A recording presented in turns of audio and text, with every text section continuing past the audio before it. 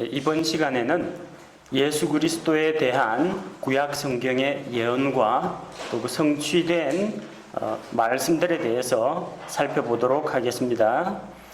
예수님께서 이 세상에 오시기 전에 하나님께서는 여러 대언자들을 통해서 그분의 오심과 또 그분의 사역과 십자가의 고난과 죽음과 부활과 승천에 대해서 성경 곳곳에 약속의 말씀을 주셨습니다.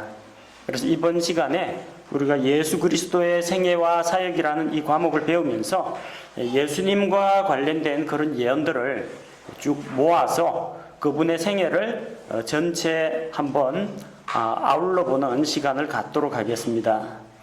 여러분 받으신 교재에 보면은 구약의 예언 그리고 신약에서의 성취 이렇게 서로 대조된 성경 구절들이 보이죠. 성경 맨 첫 권 창세기에서부터 하나님께서는 구원자에 대한 약속을 주셨습니다.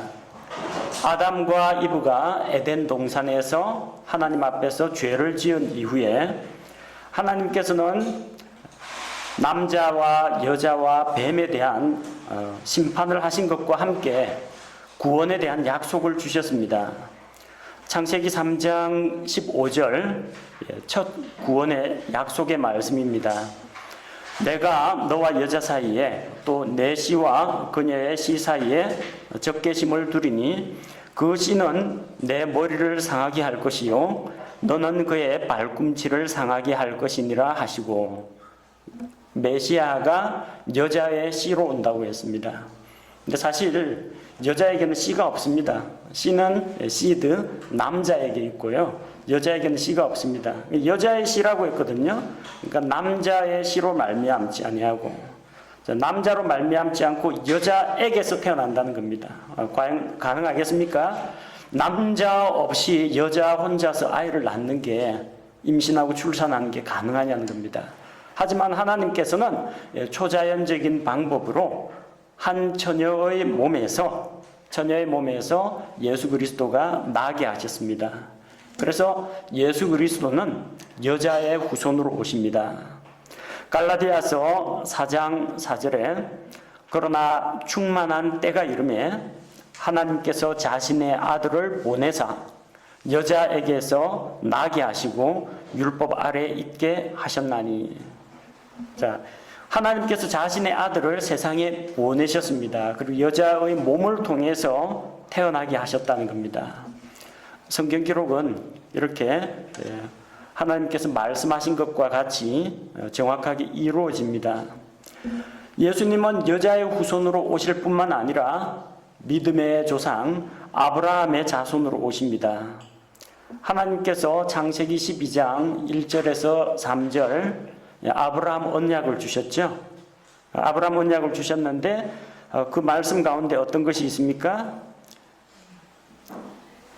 너를 축복하는 자들에게는 내가 복을 주고 너를 저주하는 자에게는 저주를 내리리니 내 안에서 땅의 모든 가족들이 복을 받으리라 하셨더라. 아브라함 안에서 땅의 모든 가족들이 복을 받는다고 했습니다. 아브라함은 천년 만년 사는 사람이 아닙니다. 근데 어떻게 그가 다가오는 여러 세대들에게까지 하나님의 복을 전달할 수가 있습니까? 아브라함의 몸에서 난 약속의 자녀 이삭을 통해서, 이삭의 아이 야곱을 통해서, 그래서 이스라엘 자손 가운데에서 메시아가 오시게 되는 겁니다. 창세기 12장 이외에도 창세기 15장 17장에 가면은 이 약속이 보다 더 분명해집니다. 하나님께서 내 씨로 말미암아 땅에 있는 모든 사람들이 복을 받을 것이라고 했습니다. 그 씨라는 것은 직접적으로는 아브라함의 몸에서 나게 될 이삭을 이야기합니다. 근데 갈라디아서에서는 여럿을 가리켜서 씨들, 자손들 이렇게 하지 아니하시고 오직 하나를 가리켜서 씨, 한 아들이라고 했습니다. 곧 아브라함을 통해서 오실 한 분 예수 그리스도를 이야기합니다. 그래서 예수님은 아브라함의 자손으로 오십니다. 마태복음 1장 1절 첫 시작이 아브라함의 자손이시요 다윗의 자손이신 예수 그리스도의 세대에 대한 책이라고 기록하고 있습니다.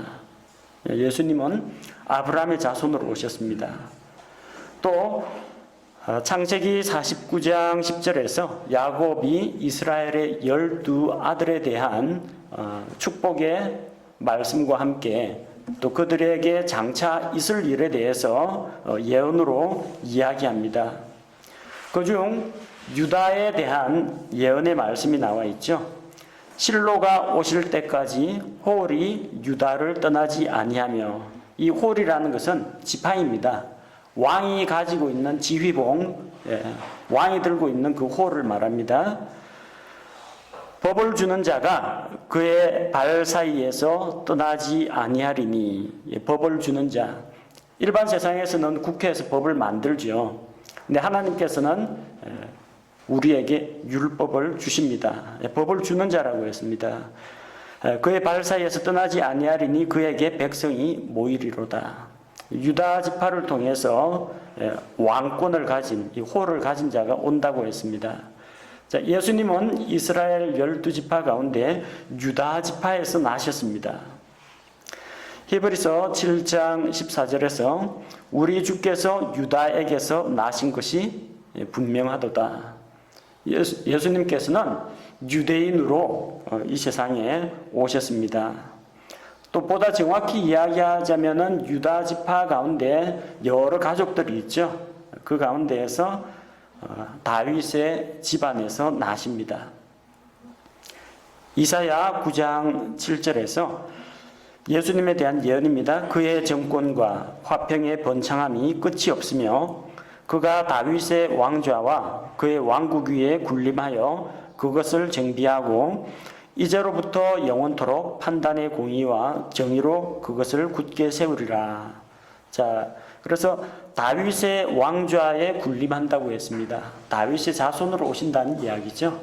자, 다윗이 누굽니까? 하나님께서 인정한 정통 이스라엘의 왕권을 받은 자입니다. 그래서 역대 이스라엘의 왕들 계보를 보면은 다윗의 자손들이 왕위에 오르게 됩니다. 예수님께서는 바로 유대인들의 왕으로 오시는데 다윗의 자손으로 오신다는 겁니다. 누가복음 1장 32절에서 그가 크게 되고 가장 높으신 이의 아들이라 불릴 것이요 주 하나님께서 그의 조상 다윗의 왕좌를 그에게 주시리니. 다윗의 왕좌에 앉으실 왕으로 오십니다. 다윗의 가문에서 나시고요 또 장차 왕좌에 앉아서 다스리신다는 겁니다. 그런데 이사야 9장 7절이나 누가복음 1장 32절은 사실 먼 미래에 대한 이야기입니다. 예수님께서 이 땅에 육신을 입고 베들레헴에서 나셨을 때에는 왕권을 가지고 백성들을 통치하진 못했습니다.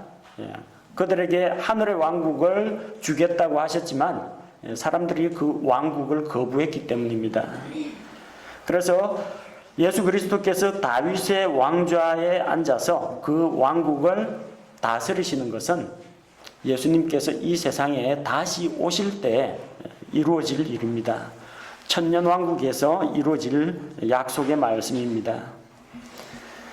예수님께서 나신 곳 미가 5장 2절에서는 예수님께서 어디에서 출생하실 것인지 나실 곳이 예언이 되어 있습니다. 그러나 너 베들레헴 에브라다야 내가 유다의 수천 가운데서 작을지라도 이스라엘에서 치리자가 될 자가 내게로 나아오리라. 자, 유다의 치리자 메시아는 베들레헴에서 나신다고 했습니다.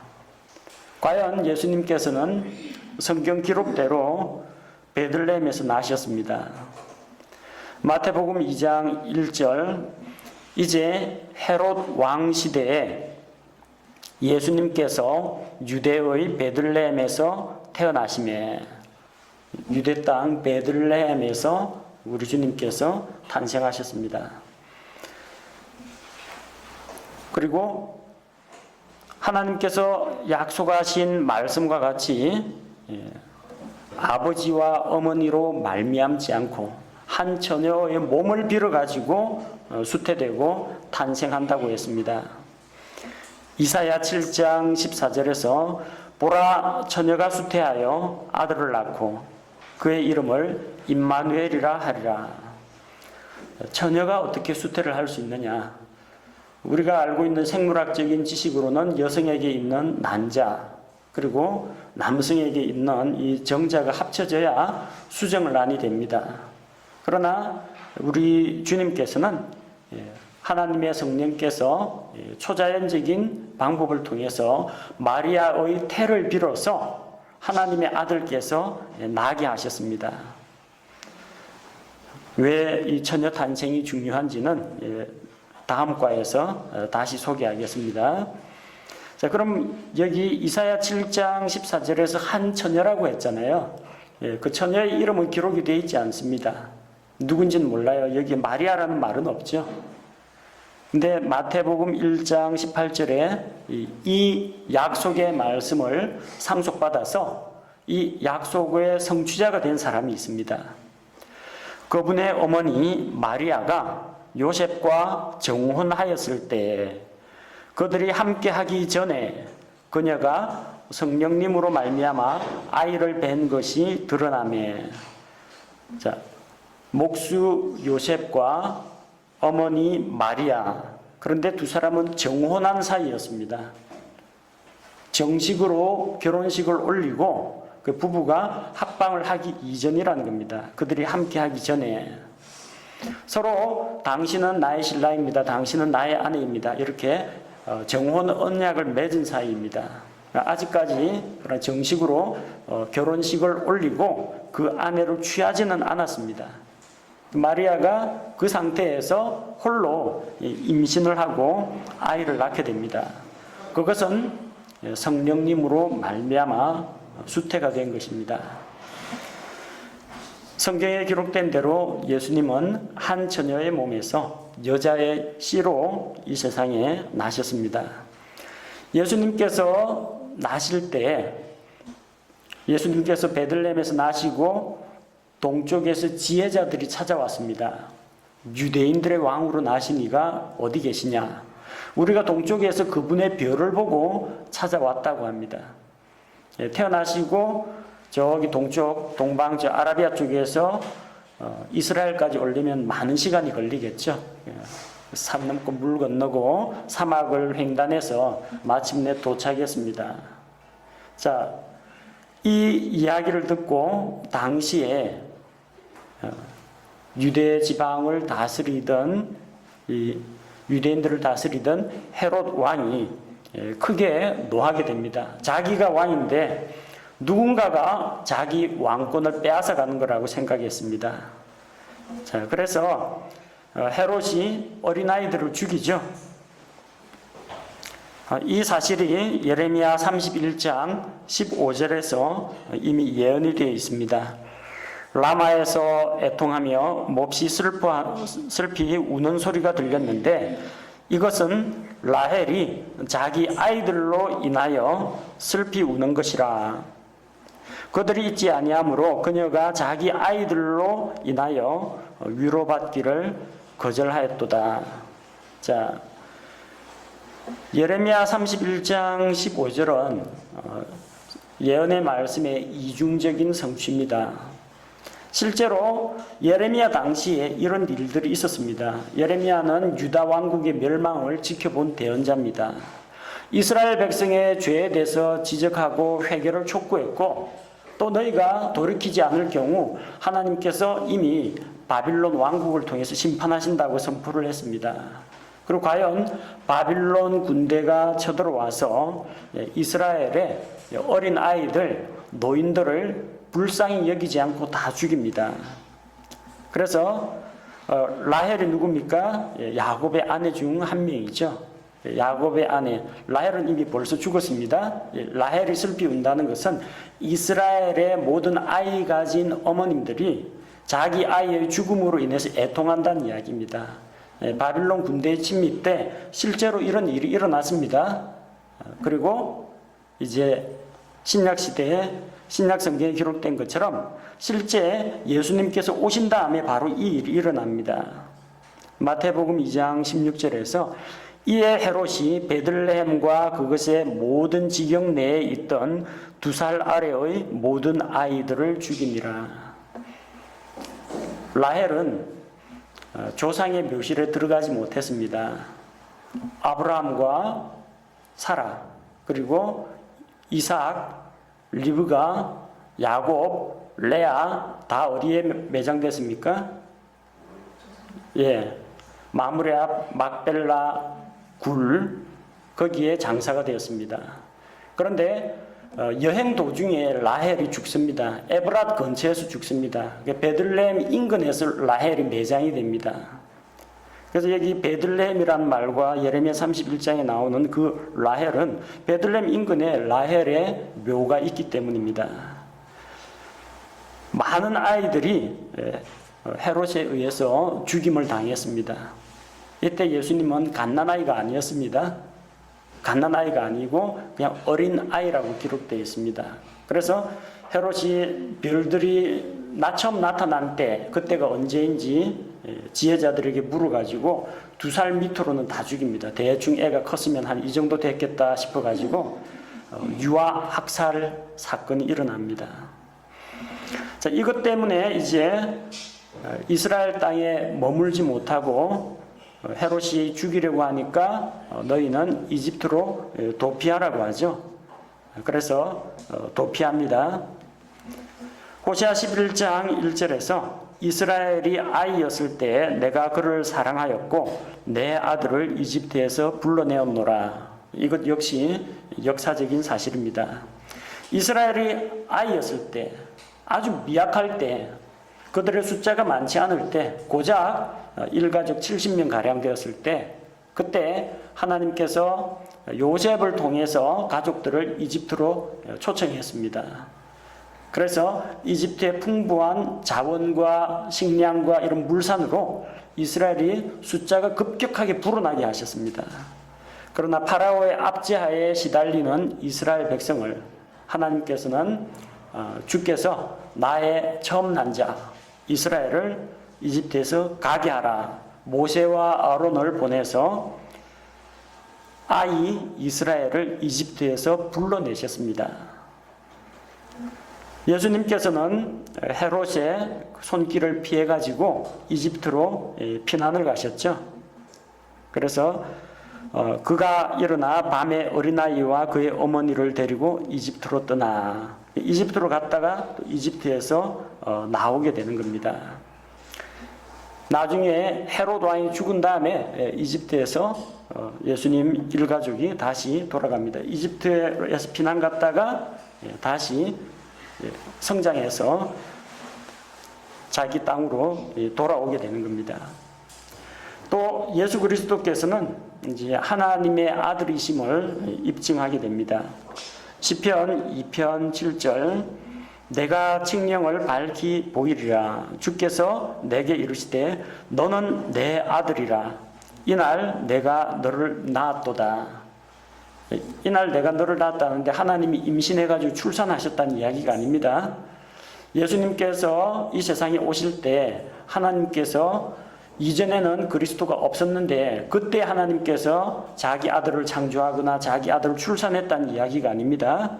자, 여기에서 하나님의 아들이심을 보여준 이 사건은 시편 2편 7절은 예수 그리스도의 부활과 관련이 있습니다. 예수님께서 부활하심으로 말미암아 하나님의 아들이심을 사람들 앞에서 선포하신 것입니다. 물론 예수님께서 침례받으실 때에 하나님께서 이는 내 사랑하는 아들이요 내가 크게 기뻐하는 자라 이렇게 증거해 주셨는데 예수님 자신이 하나님의 아들이심을 입증해 보이신 그 아들의 영광을 나타낸 것이 언제냐면 예수 그리스도의 부활이라는 겁니다. 로마서 1장 4절에서 거룩함의 영으로는 죽은 자들로부터 부활하심으로써 하나님의 아들로 권능 있게 밝히 드러나셨느니라. 개역성경에는 하나님의 아들로 인정받았다고 합니다. 옛날에는 하나님의 아들로 인정 못 받았는데 부활하니까 그때부터 하나님의 아들로 그 타이틀을 인정받았다고 합니다. 그게 아니고요. 성경적으로 이야기하자면 영원 전부터 아버지 하나님과 아들 하나님, 성령 하나님은 같이 계셨습니다. 영원 전부터 영원 이후까지 영원토록 아들입니다. 예수님 이 세상에 나기 전에, 예수님 부활하기 전에 이미 그리스도는 하나님의 아들이십니다. 그런데 예수님께서 사망 권세 이기시고 부활하심으로 말미암아 하나님의 아들이심을, 하나님의 아들의 영광을 밝히 드러내 보이셨다는 겁니다. 그래서 시편 2편 7절의 말씀이 성취가 됩니다. 자, 그리고 우리 주님께서는 갈릴리에서 전도하십니다. 실제 이스라엘의 중심부는 예루살렘에 있습니다. 정치, 경제, 행정, 군사, 외교 모든 게 중심은 남쪽 유다 지방의 예루살렘에 있습니다. 그러나 주님께서는 예루살렘도 방문하셨지만 갈릴리 지방을 중심으로 사역을 하셨습니다. 이사야 9장 2절에서 어둠 속에 다니던 백성이 큰 빛을 보았고 사망의 그늘진 땅에 거하는 자들 곧 그들에게 빛이 비치었도다. 이스라엘 저 북부 갈릴리 지방은 지난번 그 지리 설명하면서 말씀드렸지만 그렇게 뭐 교육 문화 도시가 아닙니다. 사람들이 농사 짓고 호수에서 물고기 잡고 산촌에 거하는 시골 사람들입니다. 더군다나 주목을 받지 못하는 이유는 저 북쪽에 그 페니키아 있죠. 거기 두로아하고 시돈 지방이 있습니다. 그 두로아 시돈 지방에 의해서 이방의 풍속들 영향을 많이 받습니다. 그래서 너 이방의 갈릴리라는 말이 나올 정도로 이스라엘 땅이긴 한데 접경 지역이다 보니까 이방인처럼 여겼다는 겁니다. 또 북쪽에서 시리아가 쳐들어오면 제일 먼저 짓밟고 가는 데가 어디입니까? 북부지방 갈릴리 지방입니다. 이민족들의 침입도 그만큼 국경과 가깝기 때문에 자주 외침을 받아가지고 시달리게 됩니다. 그래서 어둠 속에 다니고 사망의 그늘에 앉은 자들이라고 했는데 우리 주 예수님께서는 갈릴리 나사렛의 대언자, 갈릴리 나사렛 출신으로 오셨고 또한 갈릴리 지방에 있는 가버나움에 예수님의 전도 본부가 있었습니다. 마태복음 4장 13절에서 우리 주님께서 나사렛이라는 그 동네, 자기가 나신 동네에서 마을 사람들에게 배척을 받으셨죠. 나사렛을 떠나 스불론과 납달리 경계의 해안에 있는 가버나움에 와서 거하셨으니 스불론, 납달리, 즉 갈릴리 북쪽 지방에 있는 지역입니다. 예수님께서 갈릴리 사역을 하실 것을 기록하고 있습니다. 또 예수님께서는 사람들에게 비유를 사용해서 진리를 선포하셨습니다. 왜 비유를 가지고 말씀을 하셨느냐? 그냥 이야기하면 잘 못 알아듣습니다. 알아듣기 쉬운 예제를 들어가지고 이야기를 하는 겁니다. 고기 잡는 사람, 농사 짓는 사람한테 농사나 고기잡이 이야기하면 잘 알아듣죠. 그래서 그런 비유를 사용해서 알아듣기 쉽게 말씀하셨고 또 한편 깨달을 수 있는 자는 깨닫고 아예 말씀에 관심이 없는 자는 그 말씀을 깨닫지 못하도록 하기 위해서 비유를 사용하셨습니다. 모든 말씀을 다 비유로 하신 건 아닙니다. 비유를 사용해서 가르치셨다는 겁니다. 시편 78편 2절에 내가 비유로 내 입을 열어 옛적부터 있던 은밀한 말들을 말하리니. 마태복음 13장 34절에서 하늘의 왕국 비유를 말씀하실 때 이 모든 것을 무리에게 비유로 말씀하시고 비유가 없이는 그들에게 말씀하지 아니하셨으니. 마태복음 13장에 나오는 그 비유라는 겁니다. 예수님이 입만 열었다면 비유를 했다는 이야기가 아니고요. 지금 마태복음 13장 하늘의 왕국 이야기할 때는 비유를 사용해서 말씀하셨다는 겁니다. 예수님은 우리에게 대언자로 오셨습니다. 대언자인 동시에 제사장이자 왕으로 오셨는데 모세가 이스라엘 백성에게 장차 하나님께서 이스라엘 회중 가운데에서 나와 같은 대언자 하나를 세운다고 했습니다. 신명기 18장 15절에서 주 내 하나님께서 내 한가운데에서 곧 내 형제들 중에서 나와 같은 대언자 하나, 이 대언자 하나 영어 성경으로 보면 프라펫이라는 P자가 대문자로 되어 있습니다. 그냥 일반 대언자가 아니라는 거예요. 뭔가 신성을 가진 존재라는 겁니다. 요한복음 6장 14절에서 사람들이 예수님께서 행하시는 기적을 보고 이분은 진실로 세상에 오실 그 대언자시로다. 누군지 안다는 겁니다. 바로 그 대언자. 어떤 예레미야라든지 이사야라든지 이런 대언자 말고요. 모세가 이야기했던 하나님께서 세우실 바로 그 대언자가 예수 그리스도라는 겁니다.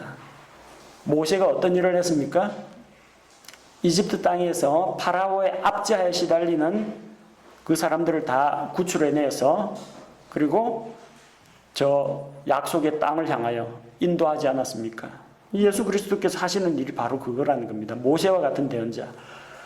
사탄의 왕국에서 마귀의 압제하에 시달리는 자들을 유월절 어린 양의 피, 그 자기의 피로 구속하시고 그들을 이끌어내서 저 영원한 본향을 향해서 나아가게 하시는 바로 그 대언자 역할을 예수님께서 담당하신다는 겁니다. 자, 이사야 61장 1절에는 주 하나님의 영께서 내게 임하셨으니 삼위일체 하나님이 다 나오죠. 주 하나님, 하나님 아버지, 그 하나님의 영, 성령님이죠. 내게 그리스도입니다. 성부, 성자, 성령이 다 나와 있습니다. 주께서 내게 기름을 부어서, 기름을 붓다 메시아, 히브리어로 메시아, 그리스 말로 그리스도, 내게 기름을 부어서 곧 그리스도를 이야기합니다. 온유한 자들에게 좋은 소식을 선포하게 하셨기 때문이라.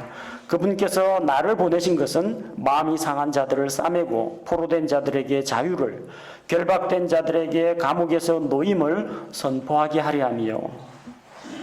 이 말씀이 누가복음 4장 18절에서 인용이 됩니다. 주의 영께서 내게 임하셨으니 이는 그분께서 내게 기름을 부으사 가난한 자들에게 복음을 선포하게 하셨기 때문이라. 그분께서 나를 보내신 것은 마음이 상한 자들을 고치며 포로된 자들에게 구출을, 눈먼 자들에게 다시 보게 함을 선포하고 상처 입은 자들을 자유롭게 하며. 예수 그리스도의 사역에 대해서 이사야 대언자가 이렇게 예언을 했습니다. 그런데 그 예수 그리스도께서는 자기 백성에게 버림받고 배척당할 것을 또한 기록하고 있습니다. 이사야 53장 메시아 고난장이라고 하죠. 이사야 53장 3절에서 그는 사람들에게 멸시를 당하고 거부되었으며 슬픔의 사람이요 고통을 잘 아는 자라. 우리는 그를 피하려는 것 같이 우리의 얼굴을 감추었으며 그는 멸시를 당하였고 우리는 그를 귀히 여기지 아니하였도다. 자기 땅에 예수님께서 오셨는데 자기 백성이 그분을 알아보지 못했습니다. 요한복음 1장 12절에 그분의 백성이 그분을 받아들이지 아니하였지만 요한복음 1장 12절에서는 그분을 받아들이는 자들, 예수 그리스도와 그분의 말씀을 받아들이는 자들, 그들은 하나님의 아들들이 되는 권능을 주신다고 했습니다. 예수님은 대언자일 뿐만 아니라 또 제사장으로 오십니다. 멜기세덱의 계통으로 오시는 제사장입니다. 시편 110편 4절에서 주께서 맹세하셨고 또 뜻을 돌이키지 아니하시리라. 이르시기를 너는 멜기세덱의 계통에 따른 영원한 제사장이라 하셨도다. 멜기세덱은 창세기에 어느 날 갑자기 등장합니다. 보통 구약시대 인물을 이야기할 때는 자기 부모가 거론이 되거나 지명이 거론이 되거나 하죠. 눈의 아들 여호수아, 이렇게 누구의 아들 혹은 누구의 아들, 누구의 손자, 누구의 증손, 이런 식으로 표현을 합니다. 근데 멜기세덱은 아버지가 누구이고 어머니가 누구인지 전혀 성경 기록이 나오지 않습니다. 또 한순간 나타났다가 한순간 성경 기록에서 사라집니다. 다시 등장하지 않습니다. 그래서 멜기세덱에 대해서 궁금하게 여기는 사람들이 많이 있지만 우리는 기록된 그 이상은 알지 못합니다. 이 멜기세덱은 아브라함을 맞아들이고 아브라함에게서 전쟁 약탈품 가운데 소득의 11조 아닙니다. 약탈품 가운데에서 10분의 1을 받았습니다. 근데 이스라엘의 제사장 직무는 언제부터 나오느냐면 아브라함, 이삭, 야곱의 아들 레위 이때부터 시작됩니다. 그러니까 레위 지파 제사장이 있기 전에 멜기세덱 제사장이 먼저라는 겁니다. 또 멜기세덱 계통의 제사장은 레위의 자손들인 이 아론의 제사장하고는 다른 계열로 오게 된다는 겁니다. 그래서 메시아는 레위 지파에서 나는 게 아니라 레위 지파가 아닌 다른 지파를 통해서 온다는 것을 보여줍니다. 히브리서 5장 6절에 이것은 그분께서 또한 다른 곳에서 이르시기를, 그 다른 곳이 어디입니까? 시편 110편이죠. 너는 멜기세덱의 계통에 따른 영원한 제사장이라 하심과 같으니라. 구약의 율법 그리고 아론의 계열을 따르지 않는 새로운 제사장 직무가 있다는 겁니다. 예수님께서는 나귀 타고 예루살렘에 들어오시죠. 스가랴 9장 9절에서 예수님께서 내 왕이 내게 임하신다. 근데 그분은 의로우시고 구원을 소유하시며 겸손하사 나귀를 타시는데 나귀의 새끼 어린 순나귀를 탄다고 했습니다. 요한복음 12장 14절에서 이제 고난주간에 예수님께서 예루살렘 성내로 들어오는데 수많은 사람들이 종려나무 가지를 흔들며 호산나 주의 이름으로 오시는 이여 하며 환영을 하죠.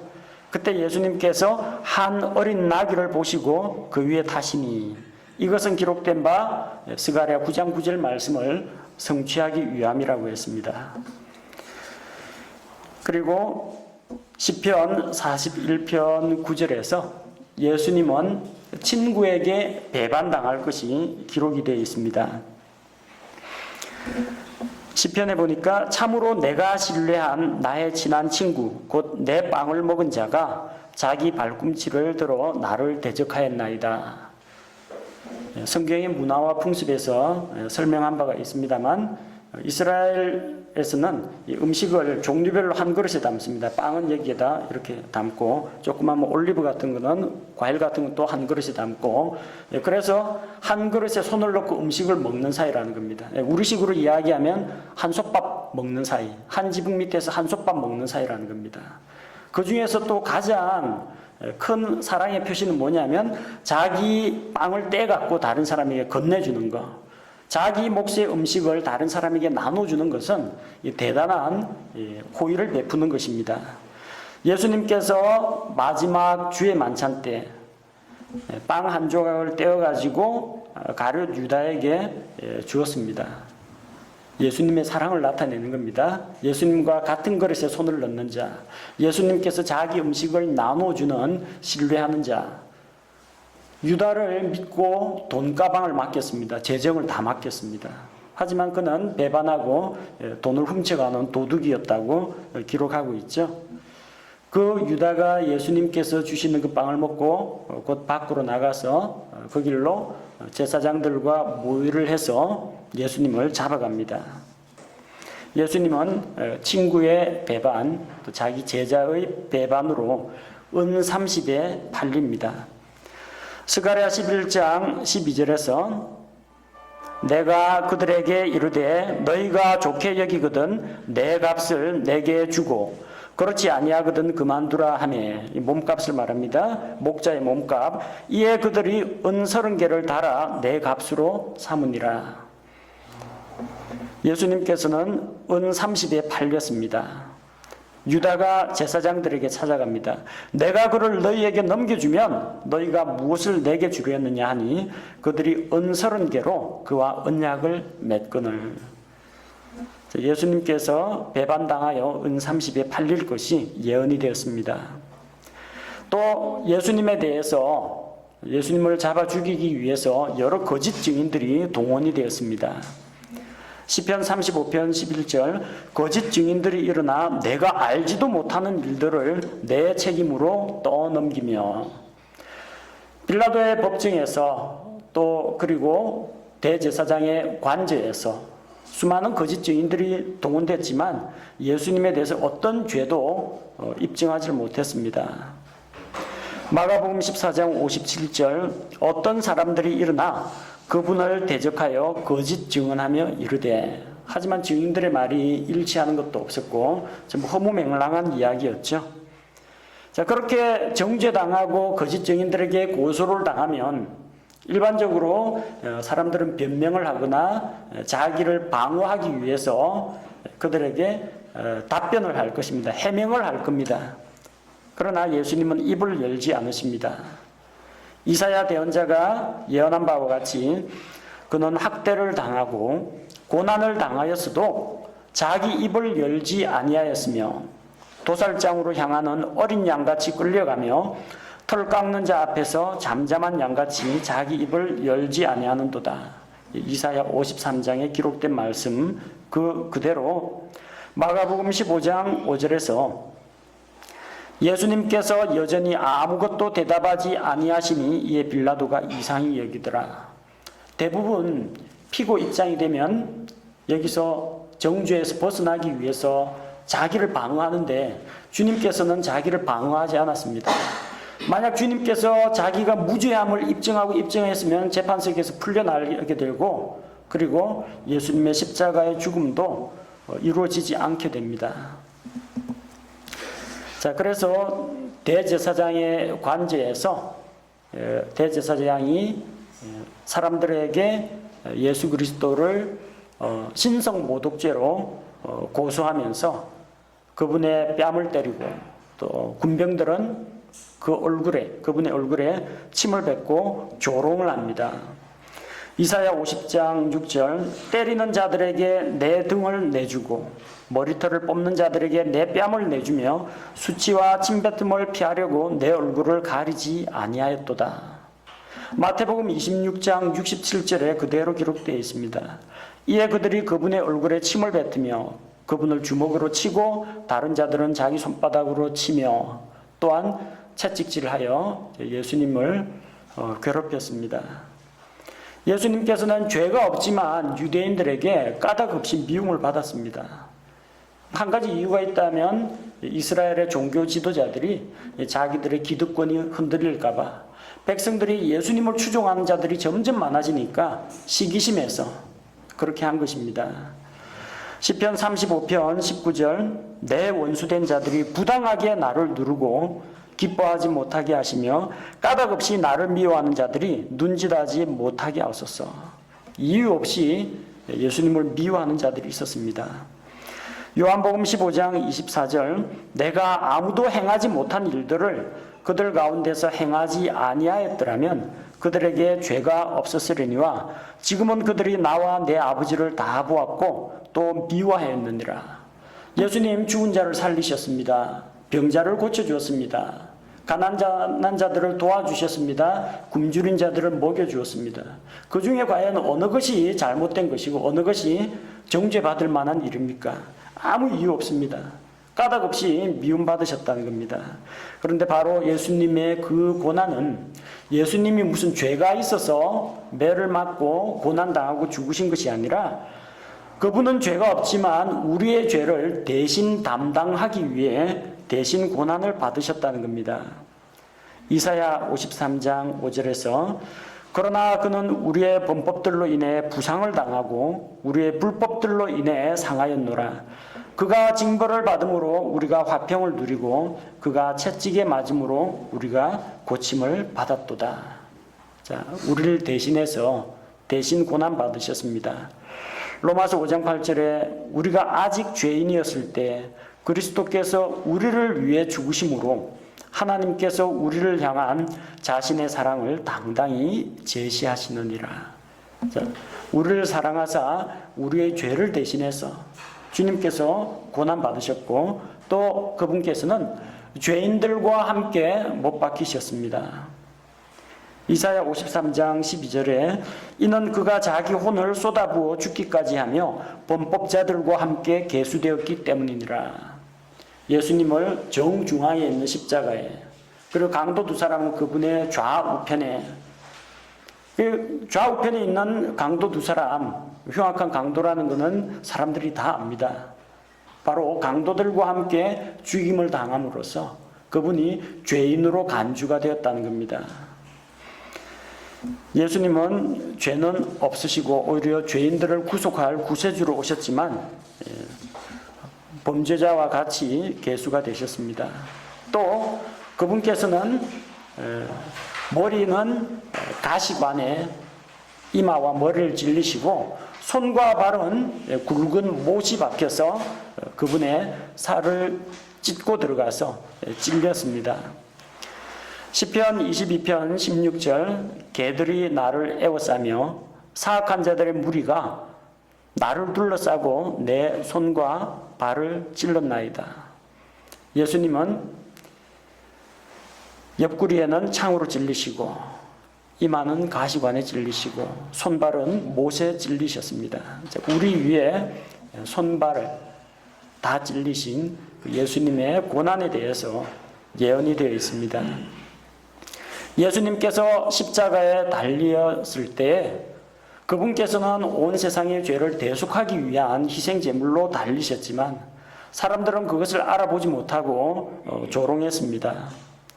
시편 22편 7절과 8절에 나를 보는 모든 자들이 나를 비웃으며 입술을 내밀고 머리를 흔들며 말하기를 그가 주를 신뢰하여 그분께서 자기를 건지실 줄로 믿었도다. 그분께서 그를 기뻐하셨으니 그를 건지시리로다 하나이다. 누가복음 23장 35절에 이게 그대로 기록되어 있습니다. 자, 백성은 서서 지켜보는데 지리자들도 그들과 함께 예수님에 대해서 비웃었습니다. 그가 남들을 구원하였으니 만일 그가 하나님께서 택하신 자 곧 그리스도라면 자기도 구원할 것이라. 하나님께서 그를 기뻐하시면 십자가에서 내려주실 것이라고 조롱을 했습니다. 또 그들은 쓸개 탄 식초 쓴 것을 마시게 했습니다. 시편 69편 21절에 그들이 또한 쓸개즙을 나의 먹을 것으로 주며 내가 목마를 때 내게 식초를 주어 마시게 하였나이다. 우리 주 예수님께서 식초를 받으신 뒤에, 포도주 아닙니다. 식초를 받으신 뒤에 이르시되 다 이루었다 하시고 머리를 숙이신 뒤 숨을 거두셨습니다. 예수님은 십자가에 달린 그 자리에서도 원수들을 위해서, 자기를 조롱하고 비웃고 미워하는 원수들을 위해 기도하셨습니다. 시편 109편 4절 나의 사랑으로 인하여 그들이 내 대적이 되었사오나 나는 스스로 기도할 뿐이니이다. 예수님 그렇게 기도하셨죠. 아버지여 저들을 용서하여 주옵소서. 저들은 자기들이 하는 일을 알지 못합니다. 그렇게 원수를 위해서 기도하셨습니다. 우리 주님께서는 십자가에 달리실 때 하나님께 기도했습니다. 아버지여 저들을 용서하소서. 아버지라고 불렀습니다.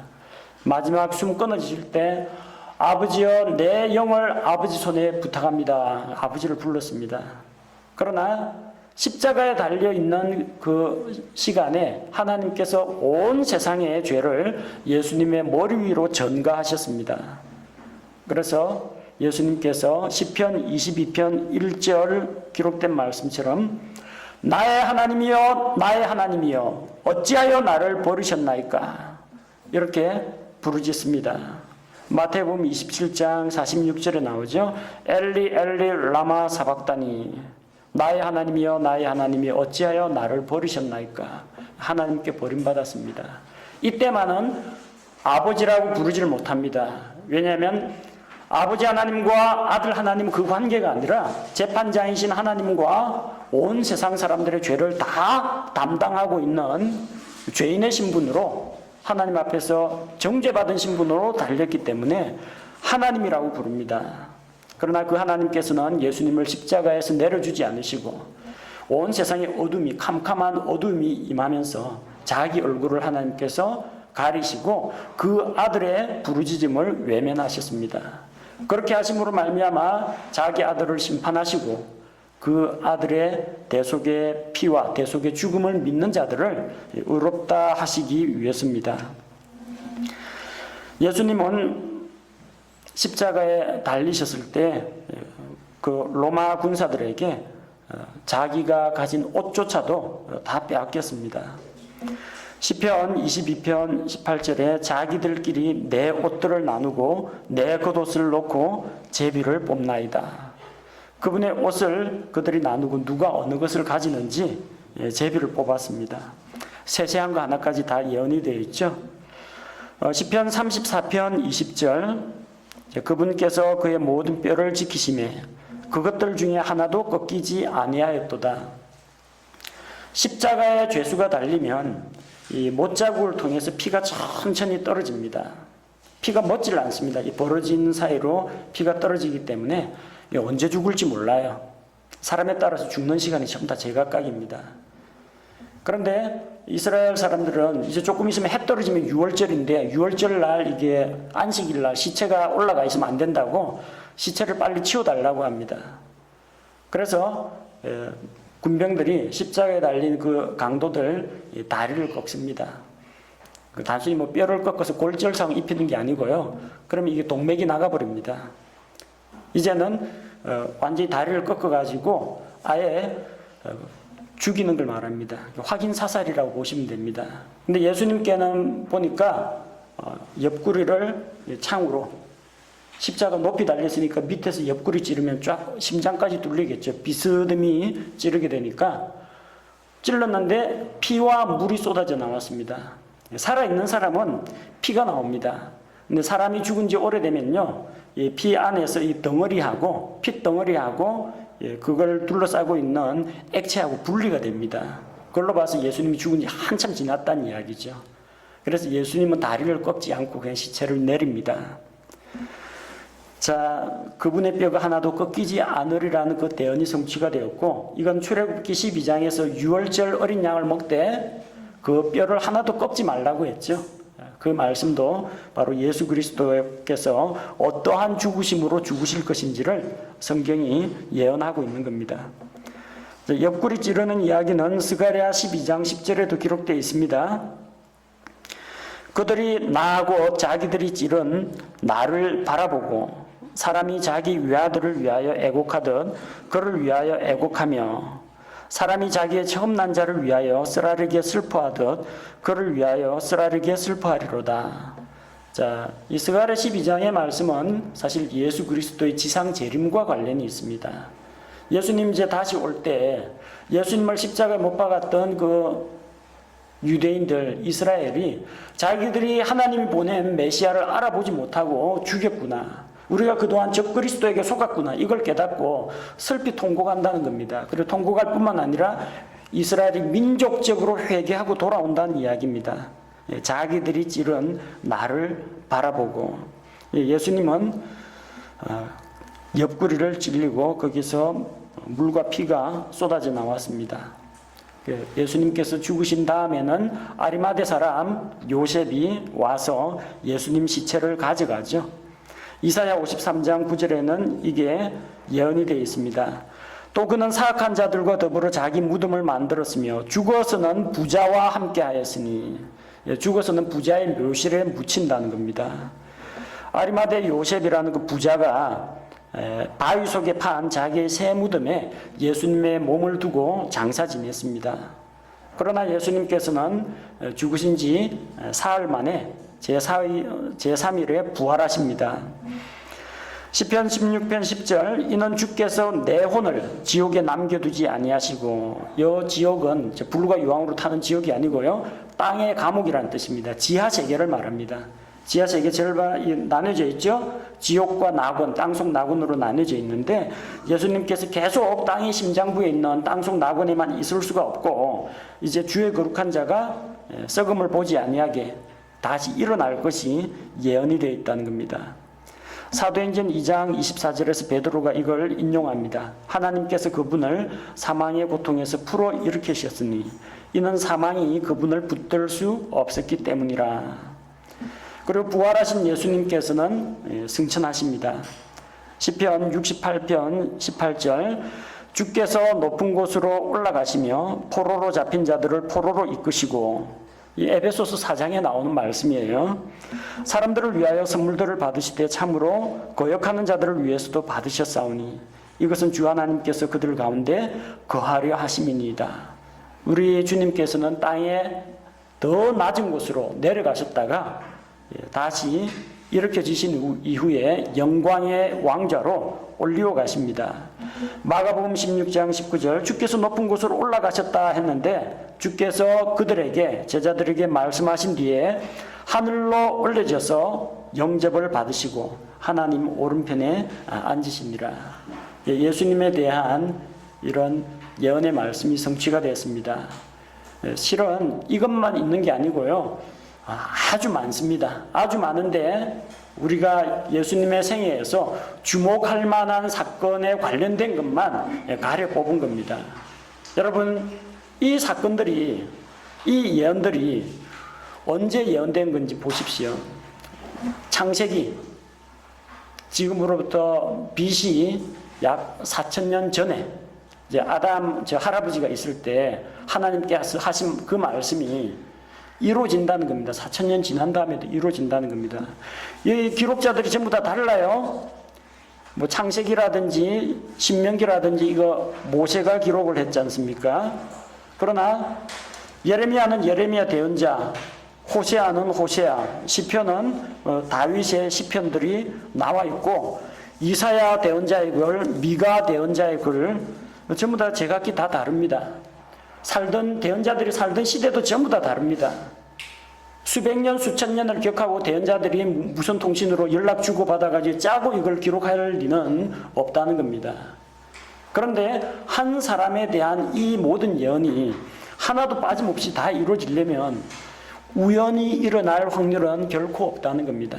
수백 년, 수천 년 전에 예언된 그 말씀이 정확하게 예수 그리스도 한 분을 가리키고 있고, 그 기록된 예언의 말씀이 하나도 땅에 떨어지지 않고 정확하게 성취가 됐다는 것은 이 과거, 현재, 미래를 모두 알고 계신 하나님께서 대언자들에게 장차 있을 일에 대해서 말씀을 주셨고, 모든 일을 그분의 뜻과 계획 가운데서 성취하시는 하나님께서 바로 예수 그리스도를 통해서 이 모든 것들을 예언의 말씀을 완성하셨다는 것을 우리에게 보여줍니다. 곧 예수 그리스도는 하나님의 약속대로 오신 분이요, 하나님의 모든 약속들을 성취하신 분이라는 것을 볼 수가 있습니다. 예수님에 대한 예언은 물론 이것이 끝이 아닙니다. 우리는 예수님의 생애까지 다뤘지만 더 찾아보면 예수님께서 이 땅을 심판하러 임하실 것과 자기 백성을 데리러 오실 것과 자기 성도들을 부활시킬 것과 천년왕국에서 영원한 왕국에서 영원토록 다스리시는 그 예언들도 포함이 되어 있습니다. 그건 이제 신약시대를 살아가는 우리가 기다리고 그 예언의 성취를 맛보기 위해서 주님 오실 날을 기다리며 소망해야 될 그런 말씀들입니다.